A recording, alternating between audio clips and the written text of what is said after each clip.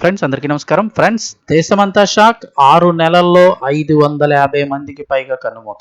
అసలు ఏం జరిగింది, ఏంటి వివరాలు తెలుసుకుందాం. వీడియో పూర్తిగా చూడండి. అలాగే తప్పకుండా లైక్ చేయండి. మరిన్ని అప్డేట్స్ కోసం ఛానల్ని సబ్స్క్రైబ్ చేసుకోండి. నిజంగా ఇందులో లిస్ట్ వింటే మీరే షాక్ అవుతారు. అప్పుడు జరిగే ఘటనలు అయితే చూస్తూ ఉంటారు, కానీ టోటల్గా కలిపితే ఎంతమంది అయ్యారో చూడండి. ఇంచుమించు 554 మంది అయితే కనుక చనిపోయారని చెప్తున్నారు.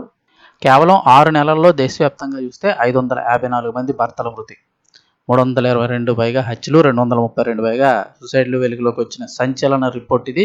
దేశవ్యాప్తంగా భర్తలపై జరుగుతున్న హత్యలు, ఆత్మహత్యలపై గురుగ్రామ్కు చెందిన ఏకం న్యాయ ఫౌండేషన్ విడుదల చేసిన తాజా నివేదిక తీవ్ర చర్చనీయాంశంగా మారింది. 2026 తొలి 6 నెలల్లోనే దేశవ్యాప్తంగా 554 మంది భర్తలు ఈ విధంగా చనిపోవడం జరిగింది. ఇంకా ఏకం న్యాయ ఫౌండేషన్ సంస్థ అయితే వెల్లడించింది. అయితే ఇవి ప్రభుత్వ అధికారిక గణాంకాలు కాదని మీడియా కథనాలు, ఫౌండేషన్ సేకరించిన వివరాల ఆధారంగా రూపొందించిన డాక్యుమెంటేషన్ రిపోర్ట్ మాత్రమేనని స్పష్టం చేసింది. అంటే చాలా చోట్ల ఈ ఘటనలు అయితే కనుక వెలుగులోకి వస్తున్నాయి కదా, అలా వచ్చిన ఆ వివరాల ప్రకారం వీళ్ళు లెక్క అయితే చెప్తున్నారు. ఈ నివేదిక ప్రకారం మొత్తం 332 మంది భర్తలు అయితే కనుక ఇలాగ దారుణ హత్య గురయ్యారు. ఇక వీరిలో అత్యధిక కేసులు భార్యలు లేదా వారి వివాహేతర సంబంధాల నేపథ్యంలో జరిగిన కుట్రలతో ముడిపడి ఉన్నట్లు ఆ సంస్థ పేర్కొంది. మొత్తం కేసుల్లో 194 కేసులు అయితే కనుక, అంటే సుమారు 60.2% వివాహేతర సంబంధాల కారణంగా జరిగినట్లు ఆ రిపోర్టు వెల్లడించింది. భార్యలు తమ ప్రియులతో కలిసి కట్టుకున్న భర్తలను హత్య చేసిన ఘటనలు ఎక్కువగా నమోదయ్యాయని ఆ నివేదిక అయితే తెలిపింది. ఇక అదే సమయంలో 232 మంది భర్తలు బలవంతంగా మరణానికి పాల్పడినట్లు ఏకం న్యాయ ఫౌండేషన్ పేర్కొంది. వీటిలో కుటుంబ కలహాలు, గృహహింస, మానసిక వేధింపులు, తప్పుడు క్రిమినల్ కేసులు, పిల్లలను కలవనకపోవడం వంటి కారణాలు ప్రధానంగా ఉన్నాయని నివేదికలో వివరించింది.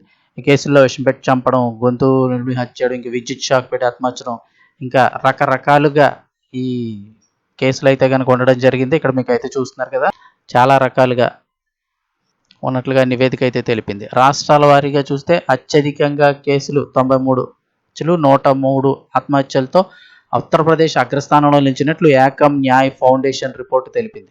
ఆ తర్వాత మధ్యప్రదేశ్, రాజస్థాన్, తెలంగాణ, మహారాష్ట్ర, హర్యానా, బీహార్, కర్ణాటక, గుజరాత్ రాష్ట్రాల్లో కూడా ఇలాంటి కేసులు ఎక్కువగా నమోదయ్యాయని పేర్కొంది. ఇక్కడ ఎందుకు ఇంత ప్రత్యేకంగా, ఇంత పర్టికులర్గా ఇలా చదవటం లేదు అంటే కనుక ఈ మ్యాటర్ చదువుతున్నా కూడా రూల్స్, యూట్యూబ్ రూల్స్ ప్రకారం అది గైడ్లైన్స్, కమ్యూనిటీ గైడ్లైన్స్ వేస్తున్నాడు. అందుకని ఈ పేర్లు చదవడానికి కూడా ఇబ్బంది అవుతుంది. క్లియర్గా పేర్లు చదువుతున్నప్పటికీ కూడా యూట్యూబ్ కమ్యూనిటీ గైడ్లైన్స్ వస్తుంది. సో అందుకే కాస్త గ్యాప్ ఇచ్చి చదవాల్సి వస్తుంది. అయితే ప్రస్తుత ఈ నివేదికపై ప్రభుత్వ అధికారిక ధృవీకరణ లేదని ఆ సంస్థ స్పష్టం చేసింది.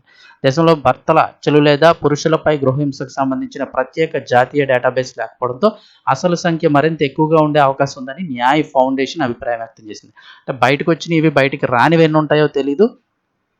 ప్రత్యేకంగా భర్తల కోసం అంటూ ఎటువంటి వెబ్ పోర్టల్ కానీ ఏమీ లేదు కదా, అది ఒకసారి అధికార ధృవీకరణ ఏమీ లేకపోవడం వల్ల ఇంకా ఎక్కువ ఉండొచ్చని ఆ సంస్థ అయితే చెప్తుంది. ఈ సమస్య తీవ్రతను అంచనా వేయాలంటే అధికారిక గణాంకాల సేకరణ అవసరమని ఏకం న్యాయ్ ఫౌండేషన్ సంస్థ అయితే సూచించింది. సో ఇది పరిస్థితి.